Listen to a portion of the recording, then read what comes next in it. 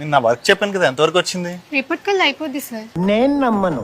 Sir sir అరుణ ఎలా ఉంది? ఏంటన్నా? మా ఫాదర్ బ్యాంక్ అకౌంట్ లో 10 లక్షలు పోయాయి సార్. ఏంటి మీ ఫాదర్ అకౌంట్ లో 10 లక్షలు పోయా? ఎలాగన్నా? ఆయన మొబైల్ యాప్స్ ఏమైనా ఇన్స్టాల్ చేశారా? అతని ఫోన్ కి వాట్సాప్ లో అన్నోన్ నెంబర్ నుంచి ఒక ఫోటో వచ్చింది సార్. అది డౌన్లోడ్ చేయగానే డాడీ అకౌంట్ నుంచి డబ్బులు పోయాయి సార్. అవునా? సరే, ఆ స్కామ్ గురించి నేను చెప్తాను కానీ ముందు ఇక్కడ స్క్రీన్ మీద కనపడుతున్నటువంటి సైబర్ క్రైమ్ నెంబర్ కి కాల్ చేసి కంప్లైంట్ చేసి, దాంతో పాటు మీ father bank account customer care కి కూడా కాల్ చేసి వెంటనే కంప్లైంట్ అయితే రిజిస్టర్ చేయి. సరే సార్, వెంటనే కంప్లైంట్ చేస్తా. ఫ్రెండ్స్, రీసెంట్ గా ఈ స్టెక్నోగ్రఫీ స్కామ్ అయితే చాలా ఎక్కువైపోయింది.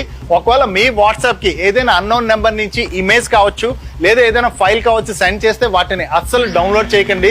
అవి డౌన్లోడ్ అయితే మీ ఫోన్ లోకి మాల్వేర్ వైరస్ ఇన్స్టాల్ అయిపోవడం వల్ల మీ బ్యాంక్ అకౌంట్ తో పాటు మీ ఫోన్ యాక్సెస్ అంతా కూడా స్కామర్ చేతికి వెళ్ళిపోద్ది. దీంతో మీ బ్యాంక్ అకౌంట్ ఖాళీ అయిపోయేటువంటి ప్రమాదం ఉన్నది. అండ్ అంతేకాకుండా మీ వాట్సాప్ లోని ఆటో డౌన్లోడ్ ఆప్షన్ ఉన్నది అనుకోండి, సెట్టింగ్స్ లోకి వెళ్ళి వెంటనే ఈ ఆటో డౌన్లోడ్ ఆప్షన్ అయితే ఆఫ్ చేసుకోండి. And me friends and family members ఎవరైనా సరే ఈ స్కామ్ కి గురయ్యేటువంటి అవకాశం ఉంది కాబట్టి ఈ ఇన్ఫర్మేషన్ ప్రతి ఒక్కరికి రీచ్ అయ్యేలాగా ఈ రీల్ ని షేర్ చేస్తూ ఇటువంటి ఇంపార్టెంట్ ఇన్ఫర్మేషన్ రెగ్యులర్ గా ఫాలో అవడానికి మన ఇన్స్టా పేజ్ ని ఫాలో అవడం మర్చిపోకండి.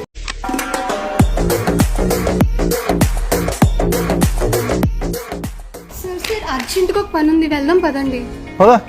ఎందుకు ఎక్కడ తీసుకెళ్తున్నావు? బైక్ కొనుక్కోవాలి సార్. అవునా? Congratulations. Thank you sir, but కాకపోతే second hand bike. Second hand bike అయితే ఏముంది కానీ, ఎందుకు అన్ని చెక్ చేసుకున్నావా?